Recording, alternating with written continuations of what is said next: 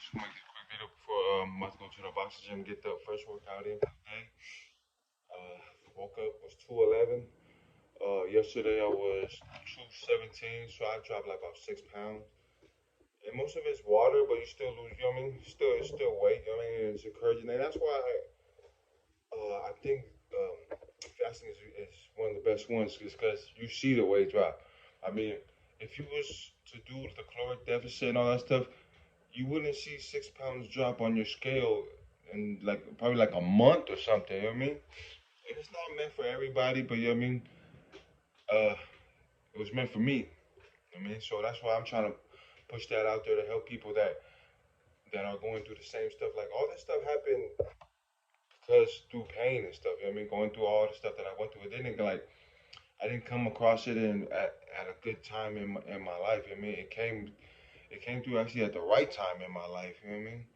And then through the through this self mastery that I'm trying to achieve, the self mastery and progress I'm trying to achieve, that I'm pushing this and doing it. And let me talk a little bit about the day one me versus me. My weight was 211 before I ate, and it jumped to 217. And it was all good food. It was all I showed little pictures, but that wasn't it. I ate some walnuts, some watermelon. I made a smoothie, blueberries, 2 teaspoons of honey, and some organic milk. I drank 1 cup of those.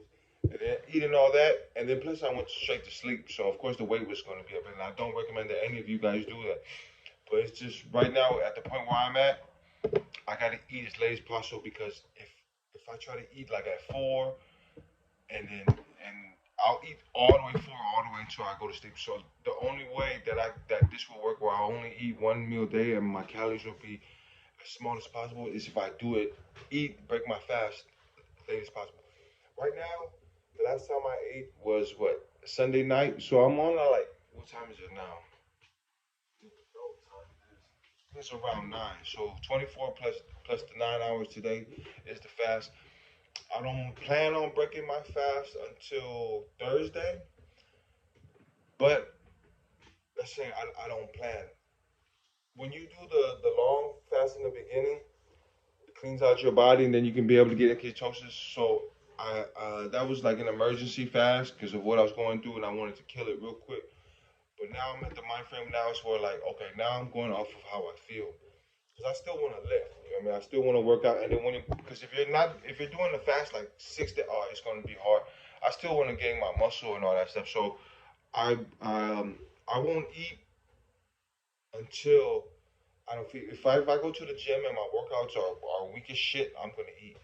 You know what I mean? So I'm gonna be good today. But once if I go work out tomorrow and I feel like shit and I got no energy, I'm gonna eat. I'm gonna break my fast. Even though technically I didn't want to break it till Thursday. I'm shooting for Thursday, but I'm following my body, what my body tells me. You know what I mean? Because I'm working twice a day. If I was only working out once a day, then maybe I could probably last a Thursday easy. But I've been doing 2 a days, and so I don't know when I'll break my fast. And I learned that from the last the Fia'ai vlogs. I mean, because I set out I think for 8 days, and I think I ended up breaking it at 6 or 7. So what that taught me is follow your body, what your body says. Don't, you know what I mean? It's like they say, your stomach is your second brain. You know what I mean, I don't know if you ever heard that, but you know what I mean. So your mind, what your mind is going through, and what your stomach is two different things. You know what I mean? And I think I said it before too, and I was like, I ain't gonna do that again. I ain't pushing it that far again. The most I would do again now is probably like 4. But in that, I might even break it before that. You know what I mean? I'm gonna go do my workout today. I'm headed to the boxing gym, so I just want to shoot this video, and I'm gonna see how I feel. You know what I mean? And then I got my second workout later on at Planet Fitness, and then I'll see it, and I'll just gauge that off. You know what I mean? And then when I break it, of course, my weight is gonna go up, and then I'll fast it, and then it'll come right back down. So say like you 200 pounds, you eat, you're gonna go up to like 207, and then by the next day you'll drop like 2 or 3 pounds, and you'll just keep on dropping, You'll go up and go back down. But the thing is, though, you're not gonna go all the way up to past 200. You'll go up there, and then you'll go back down, up. But each time is a step closer to your goal. You know what I mean? And right now, my goal is like I've talked in the other video is the Fia'ai Me versus Me countdown to April 1st. Because like I was saying, I was talking to my son. By April 1st, if I ain't super ripped, if I ain't at least have my foot in the industry that I'm trying to go to, which is like honestly I don't know yet, but I know it has to do something with personal training because I like helping people train. And the way that I knew that was I used to coach a boxing team. My son used to coach Cyrus Tawili, Little Truth. And I was coaching them. They know shit about boxing. Then I just knew I liked it. I just knew I had a passion for it. And I loved it. I mean, I never looked at the time. I never looked at like, oh man, practice about to end. Like I was fully engaged and I loved it. We used to drive to Tracy, Modesto. We used to drive everywhere, every weekend. So that's how I know coaching people, especially teenagers, because they're at that vulnerable stage. I mean, they could either make a left or make a right. You know what I mean? So I like helping that age group. But you know what I mean? I'll help anybody. You know what I mean? After I help myself. That's why I'm not pushing it too much on like, hey, you gotta eat this, you gotta eat at this time, that time. That will come. After myself mastery, I have to master myself before I can help you. So before I try to give you do this, I'll give you, of course I'm gonna give you little stuff right here and there. But you know what I mean? When I master myself, then I can give you the true advice. And I can give you guys hella stuff right now because I've always researched it. Do your own research. You know what I'm saying? Don't follow my word. My word ain't golden. We all different. Everybody's different. So just as you watch my journeys, learn from my mistakes, be better than me.